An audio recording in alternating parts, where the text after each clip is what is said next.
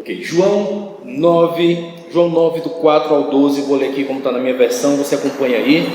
É necessário que façamos as obras daquele que me enviou, enquanto é dia. A noite vem, quando ninguém pode trabalhar. Enquanto estou no mundo, sou a luz do mundo. Dito isso, cuspiu na terra, e tendo feito lodo com a saliva, aplicou-o aos olhos do cego, dizendo-lhe: vai, lava-te no tanque de Siloé, que quer dizer enviado. Ele foi, lavou-se e voltou vendo. Então os vizinhos e os que dantes o conheciam de vista como mendigo perguntavam: não é este o que estava sentado pedindo esmolas? Uns diziam: é ele. Outros: não, mas se parece com ele. Ele mesmo, porém, dizia: sou eu. Perguntaram-lhe, pois: como te foram abertos os olhos? Respondeu ele: o homem chamado Jesus fez lodo, untou-me os olhos e disse-me: vai ao tanque de Siloé e lava-te. Então fui,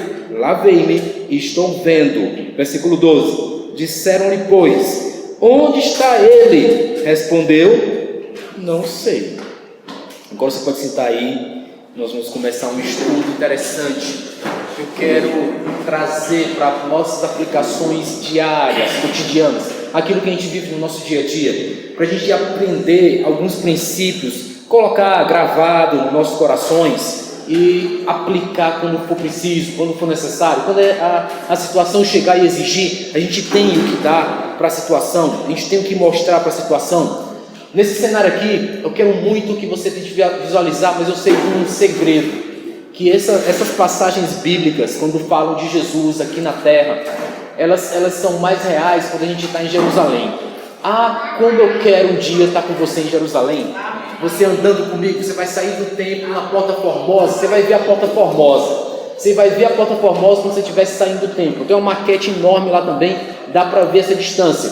Saindo da porta do templo e indo em direção a esse tanque chamado o tanque de Siloé, a região onde esse tanque estava, é cerca de uns 1000 metros, 1 quilômetro, irmão, um pouquinho menos, 1 quilômetro. Você vai lá, mais 1 quilômetro você volta. Então você percebe, percorre ali, você parece estar andando junto com Jesus. É um negócio lindo. Aí quando você lê a passagem dessa, você lembra visualmente como era a situação, parece estar vivendo. E é isso que eu quero que a gente passeie hoje, a gente caminhe com Jesus hoje nisso aqui, para a gente entender. Ele tinha acabado de sair do templo. Eu sei disso por conta do capítulo anterior. Ele tinha acabado de sair do templo e ele tinha causado uma discussão, porque ele tinha dito isso: eu sou. Ele tinha dito só essa expressão, eu sou, foi o bastante para causar uma problemática, foi o bastante para chamar a atenção de muita gente lá, que tinha uma opinião formada, tinha uma opinião forjada. Nós sabemos quem nós somos. Ele disse: mas eu sou. E isso causou uma revolta a ponto de tentar apedrejá-lo, levando em consideração as leis e como eles interpretavam. Porque hoje eu tenho certeza, a maioria dos problemas que a gente enfrenta são erros de interpretação.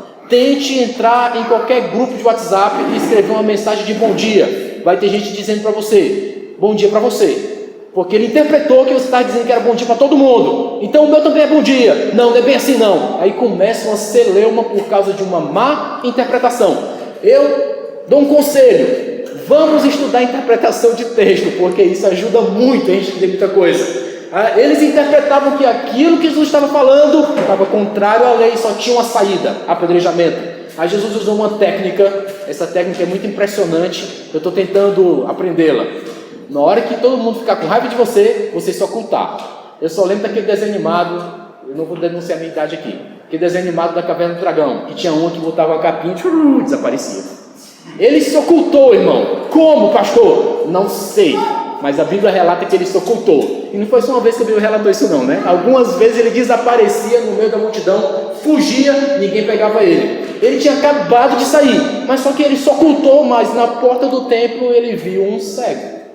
Que homem oculto é esse que sai na porta do templo? Tem gente que vê ele. Na porta do templo tem gente que está lá. Eu vou dizer aqui um negócio que gente que vai depois me cancelar aqui no YouTube. Mas o cego viu Jesus. Como pode? Pois é, ele estava ocultado, mas o cego não foi oculto. O cego conseguia entender que tinha alguém ali falando com ele. Os discípulos mesmo perguntaram. O cara tinha acabado de ser acusado de ferir as leis e as interpretações. Quando alguém perguntou para ele, tenho mais uma pergunta para o senhor, uma pergunta de interpretação: quem pecou? Os pais ou esse cego? Porque pela interpretação, se alguém está passando por um aperto, se alguém está passando por um problema, se alguém está passando por uma incapacidade, se alguém está passando por uma doença grave, se alguém está passando por um aperto enorme na vida, é porque pecou. E isso não era só naquela época de Jesus. Você vai conhecer um personagem na Bíblia chamado Jó. Quando teve um problemaço na vida dele, que se multiplicou e veio outro, e veio outro, e veio outro. Quando ele estava na miséria, os amigos chegaram para consolar, dizendo: tu pecou. Obrigado. Que consolo é esse, né? Que palavra de amigo. Sabe qual é o problema, Jó? É que tu erra. Esse é o problema. Obrigado, me consolou bastante. O coração agora está aquecido. Tem gente que sempre pensa nessa, mas não aprendeu com o final do livro de Jó. Tem gente que tem preguiça de ler. Jó tem mais de 40 capítulos. O cara, meu Deus, é muito grande, não vou saber não. Leia só o final, então você vai ver qual foi o entendimento do livro. Não, lê o livro todo, porque você vai ver a miséria humana assim estampada. Mas no final tem um aprendizado, no final tem um porquê. E no final Jó disse: eu não pequei, não foi erro meu. Então por que veio tudo isso? Aí Jesus dá a resposta: para que se manifestasse a glória de Deus. Tudo que aparece na nossa vida, irmão, é para que se opere as obras do Deus a quem nós servimos. Mas e se eu não servir a Deus? Bem, essa resposta, desculpa, eu não tenho. Eu só tenho respostas para aqueles que servem a Deus, porque é assim que eu aprendi com Jesus. Veio um temor sobre a minha vida. Aí ele vem e diz: para que se manifeste a glória de Deus. É a minha saída, gente. Porque senão a gente fica doido, porque o problema sempre tem. Vai dizer você que você não tem problema, só eu que tenho. Todo mundo tem. E quando vem os meus enfrentamentos, eu tenho que tomar uma atitude, dizendo: meu Deus, isso aqui só pode ser para que se manifeste a glória de Deus. E não é que de repente não vem e se manifesta. Se você fizer um breve relato da sua vida, se você for aquele que faz os planners, se você for aquele que faz as agendas, os diários, e você vai lembrar ali todos os problemas que apareceram, você vai ver que logo depois, para o Filho de Deus, se manifesta a glória de Deus. E é por isso que hoje estamos aqui. Estamos aqui porque a glória de Deus tem se manifestado. E quando você vê aquele problema que parecia tão sério no passado, mas Deus veio e manifestou a glória, você vê: meu Deus, como foi bom ter aparecido aquele problema, porque hoje eu estou muito melhor. Eu podia fazer um exercício aqui, mas eu já sei qual é a resposta. Se eu saísse perguntando de um a um aqui, como é que era aquele problema e como é que você está hoje, eu tenho certeza que os testemunhos seriam esses: eu estou muito melhor. Melhor do que se não tivesse aparecido aquilo ali. Porque às vezes a gente não toma a decisão, aí tem que vir um aperto para a gente poder dizer: esse sapato não cabe mais, vou ter que comprar outro. Tem gente que é assim: o sapato está lá, feio, imundo e apertado, mas enquanto não aparece o problema, você não compra outro. Eu tinha uma chinela que eu gostava muito. Meu Deus, estou lembrando dela agora. Chega lá e não está escorrendo. Eu gostava tanto da bichinha, mas já estava tão velha. E a minha mãe dizia para mim: tu não vai trocar essa chinela nunca? Não, estimação, aqui é minha. Mas gente, tá, pelo amor de Deus, até o dia que ela quebrou, não dá mais para usar. Aí não teve jeito, tive que comprar outra. Aí ali eu aprendi uma coisa: para que eu vou me apegar a coisas velhas que se desgastam? Elas quebram e vão embora. Ciclo que se fecha e ciclo novo que se abre. Eu não sei se eu já falei aqui nessa igreja sobre ciclo que fecha, se abre. Acho que já. Então essa é uma linguagem que você aprende com uma coisa banal, como uma chinela que se quebra. A chinela se quebrou, pega uma nova. Por que uma pessoa nasce assim? Por que alguém nasce assim? Eu fui impactado uma vez em Porto Seguro, estava lá no congresso com o apóstolo René. E aí chega o apóstolo Gilmar Brito, senta numa cadeira no meio do palco e começa a cantar uma canção. Entra a sua esposa, começa a cantar uma canção. Eles são experts em música, né? São muito bons, ele é maestro. E aí chega a filha dele e senta do lado dele como se fosse um banquinho de praça.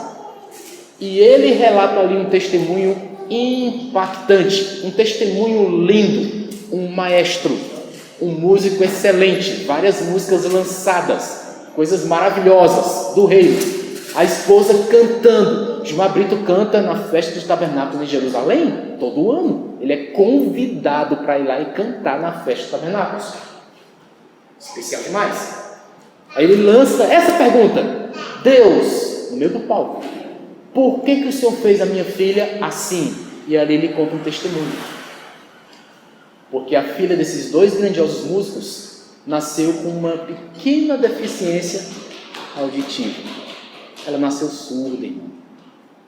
E ele conta ali essa questão que veio brotar no coração da família. Por que eu faço as mais belas músicas para ti, Senhor? E aí o meu rebento, a minha filha vem. Por que ela não pode ouvir a minha voz cantando ao Senhor? E eu tenho certeza, porque nós somos todos aqui humanos, que estaria na mesma pergunta que ele. Meu Deus, por quê? Meu Deus, o que foi que aconteceu aqui? Para que se manifestasse a glória de Deus. Eles oravam, pediam: meu Deus, que ela consiga falar, que ela consiga ouvir as canções do Senhor. De tanto insistir, lá estava a menina sentada no banco. Ela se levantou e começou a falar, porque ela já estava começando a ouvir. E ela disse: eu ouço as canções do Senhor. O Senhor tem me curado em um processo, dia após dia. Todos ali glorificaram a Deus, para se manifestasse a glória de Deus. Então tem coisas que vêm no íntimo, para que a gente dê a oportunidade para que se manifeste a glória de Deus. Eu conto essas coisas porque eu estava lá em casa pensando. Eu tenho problemas que às vezes são tão ridículos. Quando eu penso nessa história do Gilmar, que eu ia contar aqui, meu Deus, os meus problemas às vezes são tão ridículos. Mesmo assim eu faço uma aliança com Deus, eu peço: Senhor, mesmo assim, o meu problema sendo bem pequenininho, manifesta a tua glória, já que ela é tão grandiosa mesmo, porque eu quero ter o que contar. Amados, eu quero ter o que contar, eu quero ter o que dizer quando Deus chegar para mim: levanta-se, vai lá no tanque de Siloé. O que é o tanque de Siloé? O tanque de Siloé era um tanque batismal, um tanque de limpeza, porque assim era a lei judaica. Ao entrar no templo, você vai chegando de longe da cidade, entra no território da cidade, você se lava ali naqueles tanques rituais para poder entrar no templo limpinho, assim como você veio hoje. Aquele que não tomou banho, se esconde aí. Você tomou o seu banhozinho, se arrumou, botou o seu perfuminho e veio para a igreja ver o altar. Desde aquela época que assim, vai ao altar, toma banho, meu irmão. Tem lá o tanque de Siloé só para isso. Outro tanque famoso que fazia isso na Bíblia era o tanque de Betesda. O tanque de Betesda ficava do outro lado. Você também tomava banho para entrar no templo. Então era normal as pessoas irem lá para se banharem, para ficarem purificadas e aí entrarem no templo. Todos vocês vieram hoje aqui purificados, graças a Deus. Mas problemas acontecem.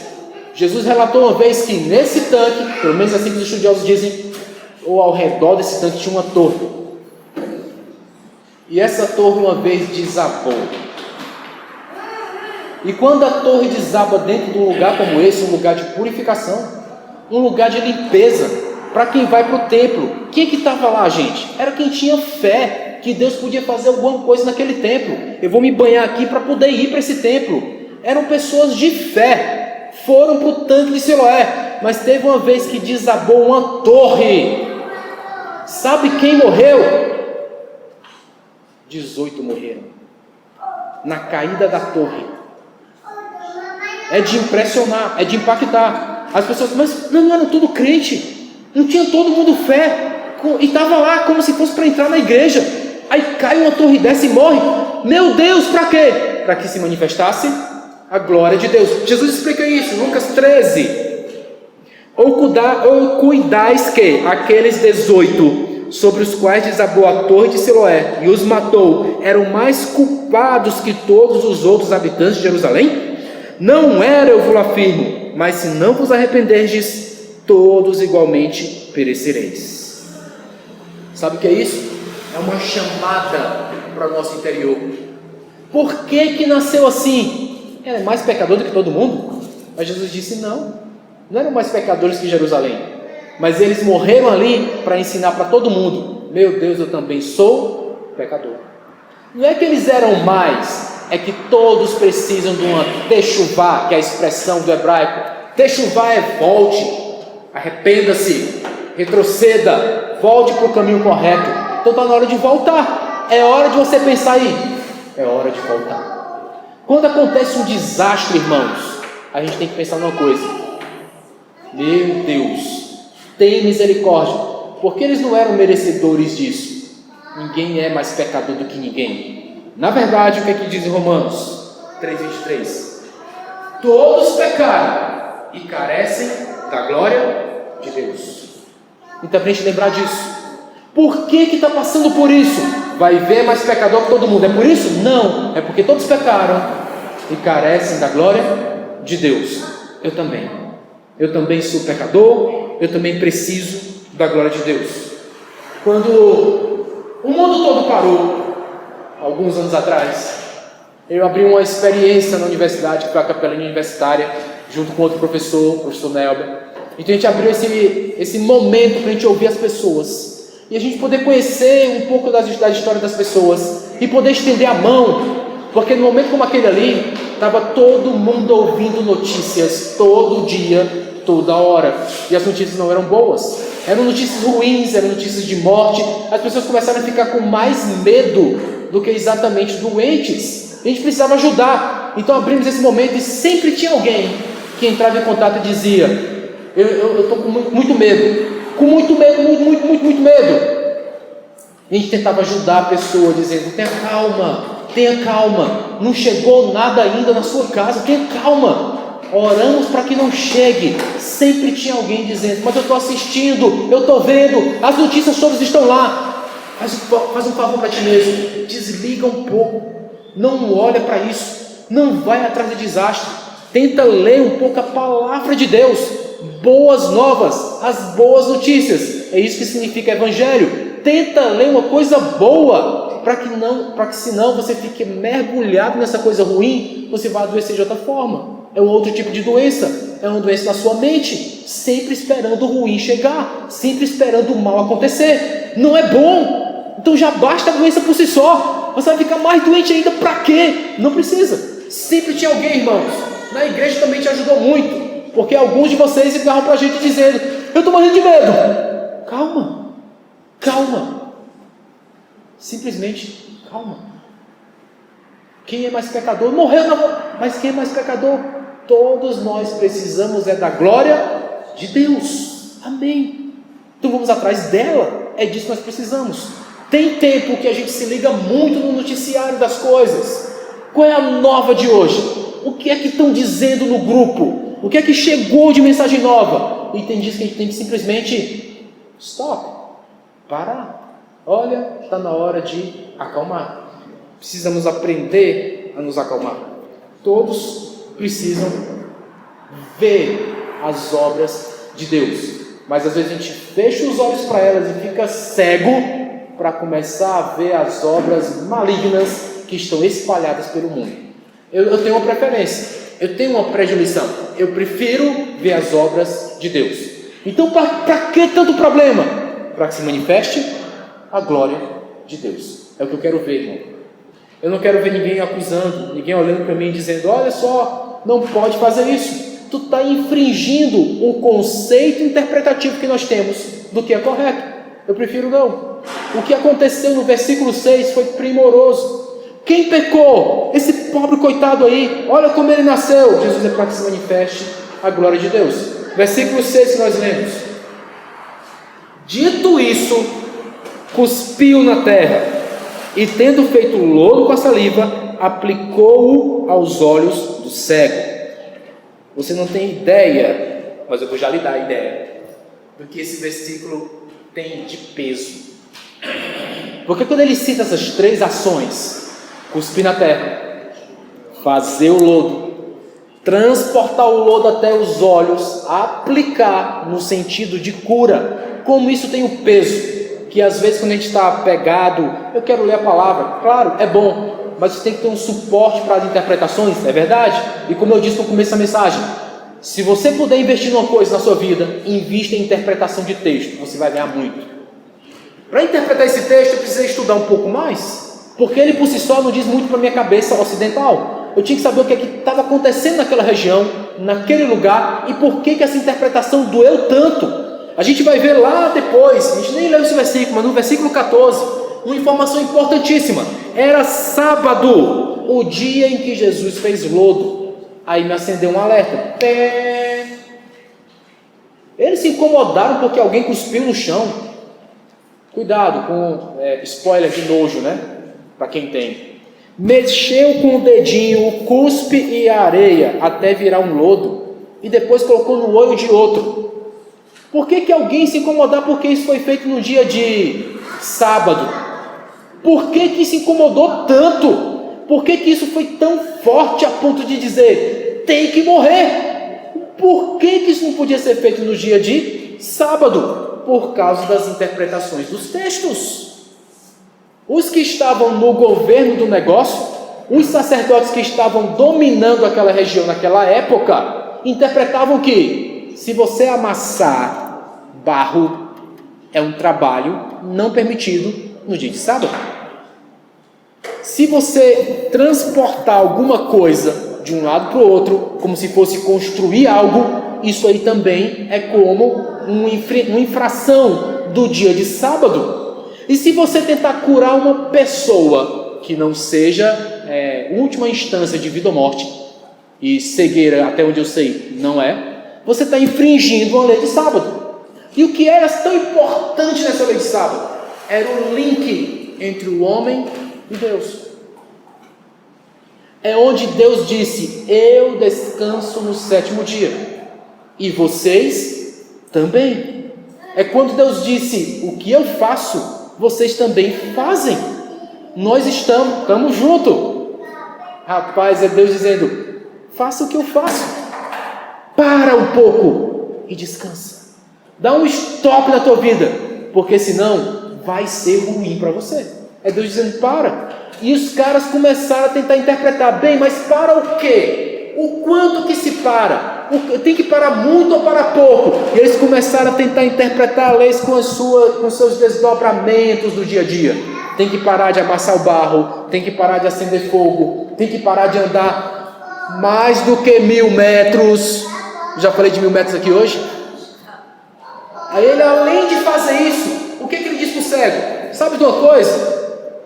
É sábado, eu já fiz a massa aqui, já reboquei e agora já te curei.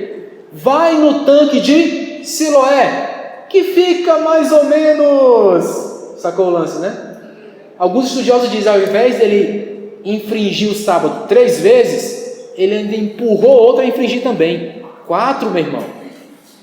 4. O cara estava demais, né? Vamos apedrejar ele. Deixa que eu desapareço. Mas quando aparecer foi para fazer um negócio desse. Tu imagina aí. Interpretar texto não é mole, meu irmão. Porque se alguns param bem aqui na mensagem, vão dizer, está vendo assim Jesus? Ele queria só afrontar. Mas Mateus capítulo 12 tem um link para mim e para você. É quando eles vêm de novo com essa mesma ideia. Sabe as interpretações. Você não pode fazer isso, você não pode fazer aquilo, isso é contra o que nós temos como verdade. E quando você mexe com isso, você machuca a pessoa, ela sente como se ela estivesse sendo maltratada. Por que você está se metendo naquilo que eu já tenho que é verdade?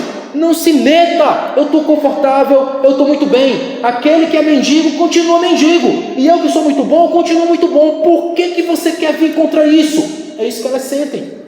Jesus chegou na sociedade desse jeito. Você que é cego, é mendigo, sabe de uma coisa? Não vai mais ficar no ostracismo social. E eu vou já depois voltar para essa expressão. Esse ostracismo social que aquele cego vivia, Jesus estava arrancando ele de lá. Então, segundo aquelas interpretações, porque quem era cego, mendigo, é porque tinha pecado. Então continue você no seu pecado, não se achegue a nós. Fique você aí no seu lugar, não acorda.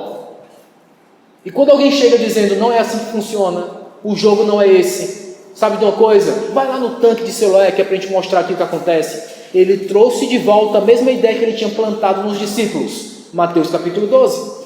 Mateus capítulo 12, todo mundo com fome. Jesus disse para os discípulos dele, sabe de uma coisa? Pega aí essa comida que está aí no campo, vamos colher e vamos comer, porque a gente está com fome. Os mesmos discípulos que perguntaram para ele: Senhor, quem pecou? A família ou foi esse coitado? Porque para vir um negócio dele sobre a vida dele, cara cego, mendigo, não se levanta daí, desde nascença. Então esse cara aí é muito pecado, Senhor. Quem veio? Para esses mesmos discípulos Jesus deu start. Sabe para onde é que ele vai? Ele vai para o tanque de Siloé. Irmãos, eu estou falando de discípulos de Jesus que viviam naquela época, eram judeus. Ah, meu Deus, não diga isso. É verdade, eles eram judeus porque o cristianismo não existia ainda. Jesus não tinha nem para a cruz. Então todos eles eram judeus. Todos eles sabiam das regras. Todos eles sabiam da lei. Eu tenho certeza, pelo Espírito Santo, que alguns deles olharam assim: meu Deus, ele está fazendo barro.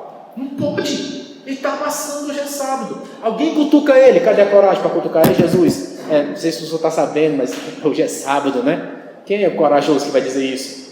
Ele está curando o homem, hoje é sábado. Meu Deus, não manda para Siloé não, homem, porque senão a gente vai ser apedrejado junto. Mas ele fez e lembrou para os discípulos. Mateus capítulo 12.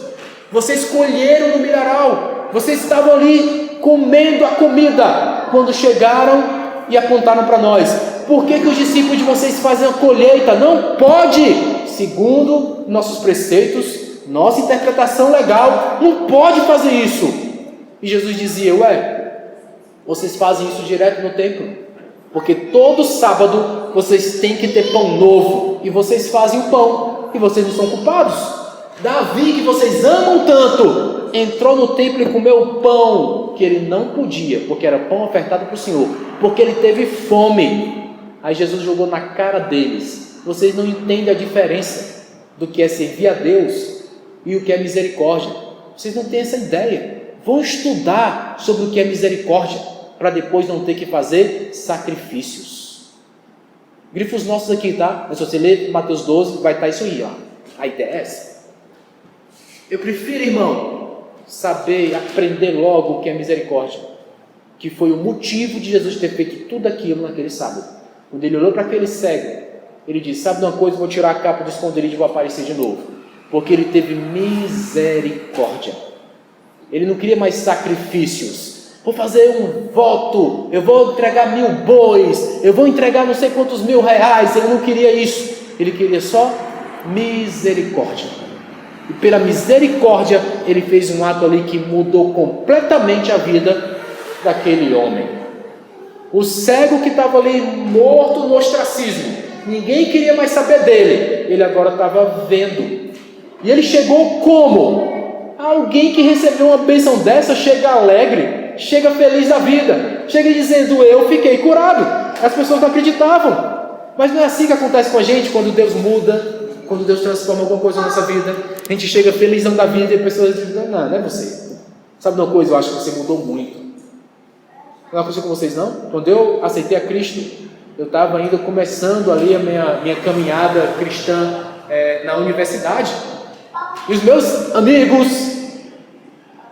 será que vocês estão me ouvindo? Não sei, né? Eles começaram a dizer: você está mudado. Você mudou muito. Sim, mas para bom, né? Não é para bom. Você mudou demais. Você não vai mais com a gente ali, não? Eu, não posso. E não vai mais, não? Também não posso, cara. Agora não dá mais para mim. Mas tu mudou demais, cara. Tá muito ruim conversar contigo, né? Mas isso só dura um tempinho, irmãos. Porque chegou um tempo no meu curso de graduação que eu sentava na roda dos esclarecedores. Eu sentava na roda deles e os caras estavam contando uma piada. Ele terminava a piada e... Não, beleza, parou, tá aqui. Então eles me respeitavam. Chegou um tempo que eles chegavam e diziam: opa, ninguém pode fazer isso porque o fato chegou. Então já me respeitavam, porque sabiam que eu tinha mudado, mas tinha mudado para melhor. Eu agora tinha princípios no meu coração que me freavam para que eu não fosse mais um insano que aparecia no meio da vida. Eu agora estava criado. No início da minha fé na igreja, chegou um rapaz na igreja e a gente estava tentando evangelizá-lo. Eu conhecia ele de jogar futebol junto lá no bairro. E ele: como é que vocês acreditam nesse Deus que nem existe, ninguém nem vê? Eu: não, mas os efeitos a gente vê. Ele teve efeito na nossa vida, olha como a gente mudou. Eu e outro colega falando com ele. Ele: pois se esse Deus existe, pede para ele derrubar esse poste agora aqui no chão. E o meu amigo que estava do meu lado, muito mais experiente na fé que eu, tinha acabado de me converter, muito mais experiente, disse: não, cara, eu vou pedir para Deus desconsiderar essa asneira que tu acabou de dizer. Senhor, tem misericórdia dele, não faz isso não, porque ele ainda é um tolo, ele ainda vai aprender. Senhor, tem misericórdia dele. Aí o cara pirou, começou a gargalhar. Vocês estão muito doidos mesmo, tu acha mesmo que tu falou isso e Deus está ouvindo? Ele tá tão me ouvindo que ele não derrubou o poste. Porque se ele não me ouvisse, ele já tinha derrubado o poste, só para tu crer. Mas como ele me ouviu, ele disse: não vou derrubar não, eu vou desconsiderar essa asneira que ele disse. Eu achei aquilo ali tão impactante para mim que eu registrei. Rapaz, que palavra do Marcos Davidson. Que palavra do Marquinhos, cara. Gostei dessa. Porque às vezes a gente fica numa de desafiar Deus. Faz o que eu quero. Faz o que eu quero que eu vou acreditar em ti.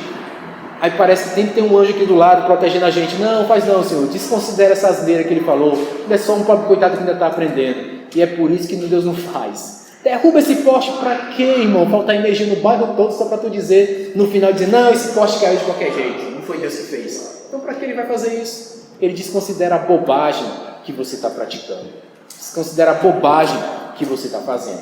Ele apagou. O que eu quero entender aqui, irmãos, para a gente terminar essa nossa primeira parte, o problema não era o sábado. O problema não era Jesus infringindo 4 regras que os homens interpretaram. O problema é que aquilo estava incomodando no jeito de ser, na forma de levar a vida, na forma do cotidiano daqueles homens. E a mesma coisa que acontece hoje na nossa vida aqui também. Toda vez que uma palavra de Deus vem na nossa vida e nos incomoda, dói, a gente esperneia, a gente quer pegar em pedras e dizer: tá vendo? Não é assim que eu entendo, não é desse jeito. E eu falo com experiência própria, eu sou assim, irmãos. Quando vem o ensino de Deus, eu resisto, porque eu sou homem falho como vocês todos. Eu sei o que é passar isso dentro do quarto, olhar pela janela e dizer: meu Deus, por quê? Porque não é desse outro jeito. Porque você tem que aprender um processo, passe por ele. E se não for assim, gente, a gente não aprende, porque nós somos seres humanos. A experiência dói. Mas como ele ensina, já dizia C.S. Lewis, a experiência é dolorosa, mas ela é uma excelente professora. No final você aprende. Então tem que passar. Então tem coisas mesmo que a gente vai desafiando dia após dia. E vai sendo desafiado a tirar a gente do nosso digno conforto. Como a gente quer ficar lá só sentado. E Deus disse: no sábado você até descansa, mas tem coisas que você vai ter que fazer depois. Ontem eu descansei. Ontem foi meu sábado. E foi sábado também no dia da semana. Então ontem eu descansei. Hoje tem outras coisas para fazer. Não fiz ontem, vou fazer hoje. Amanhã, segunda-feira, oficialmente no Brasil, dia de trabalho. Então vai lá e trabalha. Então vai lá e faça, derrama o seu suor. Mas é dia também de aprendizado. Vai acontecer, gente, acontece. Todo dia acontece a oportunidade de aprendizado. E é quando você se sente e diga: meu Deus, eu fui impactado agora. Porque começa a doer, a incomodar. É o sapato velho apertando, tira ele fora, compra um novo. Eu tenho aprendido isso na minha vida. Se o que não presta não sai, o novo não vem. E é bíblico, já preguei aqui, né? Joga o velho fora, para que venha o novo. Então se não jogar fora, não vai vir o novo nunca. Não vem o novo nunca. Se não fechar um ciclo, não se começa outro. Então fecha o ciclo que tem que ser fechado, abre os ciclos novos que tem que ser abertos. Hoje eu quero terminar essa primeira parte dizendo isso. O que incomodava não era o sábado em si. O que incomodava era Jesus empurrando as pessoas para fora do seu conforto, para que aprendessem mais, para que visualizassem mais, não ficassem preocupados com a mesmice das coisas. Misericórdia, tenha misericórdia, experimente algo novo, tenha misericórdia, que você vai começar a agir de acordo com os processos de Deus. Hoje a minha oração aqui é que o Senhor tenha misericórdia de nós e assim nos ensine isso também, um condoer de coração, para que a gente entenda quando o dia mal chegar e diga: eu tenho que aprender agora. Essa é a oportunidade que eu preciso para aprender. Vai ter alguém lhe aconselhando, vai ter alguém lhe dizendo, vai ter alguém lhe incomodando, e ali é a oportunidade de você dizer: aprendizado, eu vou aprender, ainda que doa, vai ser uma excelente professora essa experiência. Eu vou aprender. E assim a gente vai se construindo dentro do reino de Deus.